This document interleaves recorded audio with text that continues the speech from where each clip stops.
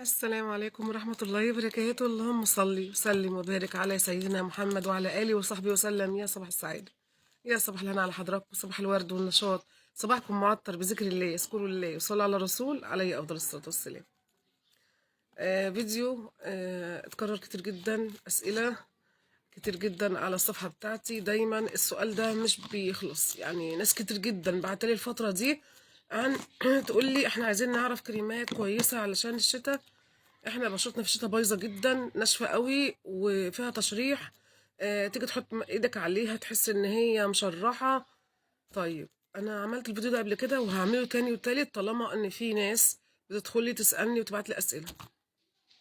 وكمان عشان حبيبه قلبي اللي قابلتني امبارح ووصتني اعمل لها الفيديو ده مخصوص، والله عاملاه عشانك. صباح الفل على حضراتكم جميعا، صباح الهنا. كفايه تشجيعها ليا، وكل ما تقابلني كده تشجعني وتقول لي يلا انا بشوفك، بتابعك انا. يعني والله العظيم، يعني مش عارفه اقول لها ايه. حبيبه قلبي تسلمي لي من كل شر، ربنا يخليكي ليا يا قمر. هي عارفه نفسها، تشوف نفسها دلوقتي في الفيديو. طيب، في كريم من الكريمات ديت هتستغربوا جدا وجوده، لان آه، ناس كتير جدا كانت بتستعمله في فتره سابقه وسابته وقالت لك ده مش بيجيب نتيجة. ناس قالت لك ده بيجيب طلع حبوب، ناس قالت لك مش عارفة ايه. انا هقولك على استعماله الصح. هتشوفي النتيجة وهتبهرك ان شاء الله. طيب، اول كريم معايا اللي هو كريم الترطيب الحلو جدا. قبل ما ابدا ان شاء الله في الكريمات، عايزه اقول لحضراتكم حاجه. لكل سيده هتستعمل الكريمات دي، هو لازم حضرتك تستعملي كريم ترطيب في الشتاء. لازم لازم. ليه بقى؟ لان الجو البرد مع ناس كتير جدا بتستعمل ميه سخنه على بشرتها وهي بتتوضى، بتعمل نشفان في البشره، ودي اكتر حاجه غلط. حضرتك ما تستعمليش ميه سخنه في اثناء الوضوء، ميه ساقعه. طيب، حتى الحمام بتاعك لما بتاخدي شاور سخن وانت خارجه، دايما اغسلي وشك بميه بارده. ايه يا لولو، صدقوني اعملوا بس المواضيع دي، وانتوا ان شاء الله مش هيحصل موضوع التشريحات اللي بتيجي في الوش دي، مش هتحصل خالص. الحاجه التانية، انت لو انت سبت بشرتك اثناء الشتاء بدون ترطيبات ودخلت على الصيف، وشك هيظهر فيه حاجات كتير جدا، وبعد كده هتتعبي في علاجها. يعني انا لازم احافظ على بشرتي في الشتاء علشان ما تنشفش مني، ادخل الصيف تنشف زياده كده بوظت الدنيا. تمام. طيب، استعمل ايه؟ انا هقول لكم بقى كريمات ب 1000 جنيه ولا 1500 جنيه ولا 900 جنيه ولا الكلام ده خالص. انا هقول لحضراتكم على كريمات ترطيبات رخيصه جدا، وان شاء الله تستعملوها وتجربوها. وهتقولوا لي اكتبوا لي حتى في التعليقات ان شاء الله، واكتبوا لي على صفحه الفيسبوك الرسائل بتاعتي. طيب، اول حاجه خالص انا لازم اغسل وشي. تمام. سواء حضرتك بقى تغسلي بغسول بصابونه، مش هتفرق. دايما استعملي الصابون الطبي زي ديتول لمنع مثلا الميكروبات والحبوب والحاجات دي تطلع في وشك. تمام. صابون الضفه حلوه جدا برضو، جدا جدا مرطبه، حلوه جدا للبشره، تقدر تستعمليها برضو. واللي مش قادر يجيبها يستعمل صابونه الديتول، مش قادر يجيبها يستعمل صابونه عاديه عادي جدا.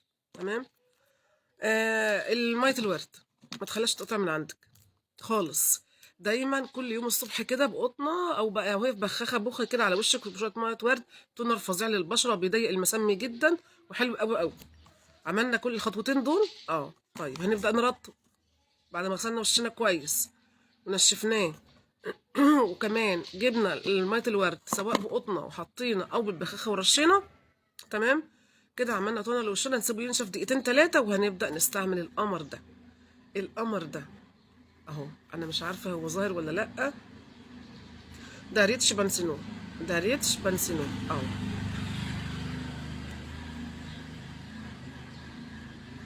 اللي عايز ياخده سكرين، ريتش بانسينو. طيب، ده بيعمل ايه يا لولو؟ ده مرطب حلو جدا. البنسينول كنت انا ذكرته قبل كده في فيديو سابق، قلت عليه ان هو مرطب حلو جدا، بس ده احلى. ده اغنى. تمام. غير كده كمان ان هو البنسينول فيه بعض بشرات بيطلع فيها حبوب، لكن ده لا. تمام. اللي عايز ياخده سكرين كده عشان يعرفه او يعرف شكل العلبه بتاعته، يبدا يجيب اسمه ريتش بنسينول. ده بحطه بعد التونر اللي هو ميه الورد. تمام. وبسيب بشرتي. طبعا الحاجات دي يا جماعه ما بنخرجش بيها في الشمس، يعني احنا مش بنخرج في الشمس بالكلام ده، ممنوع. بس ايه، للافاده. تمام. طيب ايه تاني يا لولو؟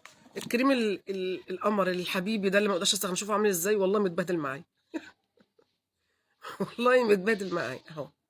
الكربامايد، لا يا رب يكون ظاهر يعني، لان الانبوبه بتاعته بصراحه منتهيه الصلاح. مش منتهيه الصلاحيه ولا حاجه، ده انا بهزر. يعني شكلها كده يعني ايه. لا يا جماعه مش مشكله، اضحكوا. اهو كربامايد ده تحفه. ده اللي يعني مش عايزه اقول لكم، اللي انا مش بقدر استغنى عنه تماما. ايدي بقى، رجلي، اي خشونه في الرجلين خصوصا في الشتاء. ايديا. ساعات بحطه على وشي برضو. بعض ايام كده بحطه مره ولا حاجه.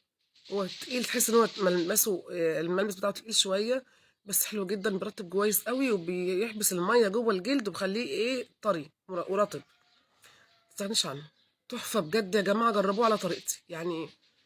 لما كل يوم كده تدهني كعب رجليكي قبل ما تنامي، هتلاحظي الفرق من اول مره، من اول استعمال. وجربيه، تقولي في الكومنتات على رايكم، وان شاء الله ما تستعملوه هيحصل ايه وايديكم.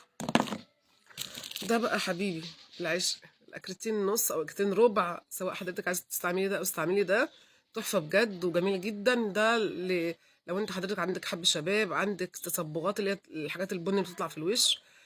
لو كل شويه كده نعمل تقشير للبشره بتاعتنا. لازم تحطيه. انا بستعمله دلوقتي حاليا مره في الاسبوع يعني، بس لازم يستعمل بالليل. ما ينفعش تعرضي اثناء ما انت حطاه لبوتاجاز او لشمس او لاي حاجه. انا بحطه قبل النوم بساعه، بعد كده بسيبه للصبح واغسل وشي.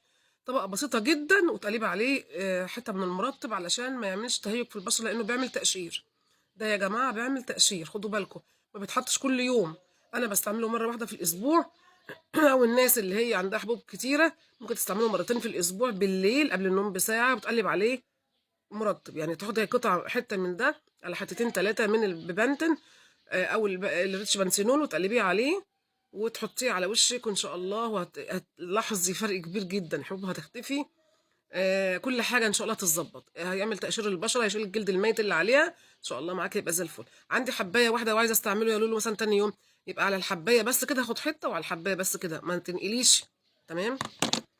طيب ده بقى الكريم اللي بقول لحضراتكم عليه. ناس كتير جدا بطلت تستعمله، بس انا شايفه ان هو حلو جدا. والله العظيم، الناس اللي عايزه تفتح بشرتها، الناس اللي اسمرت من المصيف، الناس اللي بتخرج في الشمس وحظ الطرحه باين معلم، الناس اللي دايما بتتعرض للشمس وتخرج كل يوم. بصوا حضراتكم، بس ما تخرجوش بيه.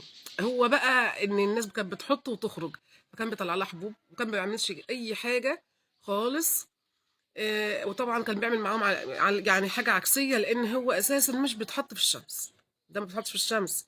ده تحطيه وانت قاعده يوم اجازه في البيت، باخر النهار لما تيجي مثلا من شغلك تحطيه. حضرتك ما انتش خارجه واغسلي وشك زي ما قلت لحضرتك، وحطي التونر وحطيه. شهر واحد وهتحسي بفرق بشرتك من اللون للون. وادعي لي.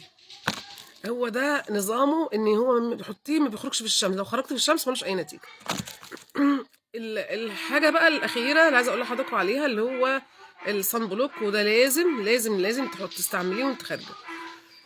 يعني انت بتحمي نفسك وتحمي بشرتك من الشمس واعراض الشمس. آه لازم، مش ده مش شرط النوع ده يا جماعه، اي نوع صن بلوك يمشي معاكي عادي جدا، تستعمليه عادي جدا ان شاء الله. هيطلع معاكي زي الفل، وهتبقى بتحافظي على بشرتك جدا من اشعه الشمس. و... وان شاء الله ترطيب معاكي في البيت هيبقى تمام التمام. سؤال اخير لحبيبه قلبي اللي سالتني عن موضوع القشره في الشعر. انا هعمل لك فيديو تاني ان شاء الله لقشره الشعر بكره باذن الله، استنيه. وفي مفاجاه برضو للناس اللي هي عندها قشره، حاجه مكون من البيت هتعمليها سهله جدا، شويه قد كده، والله مش بفلوس خالص، وهتروح القشره تمام، ولا شامبو ولا اي حاجه. آه يعني مش عايزه اقول لكم ايه، وحشتوني. يلا مع السلامه، وما تنسوش في اللايك.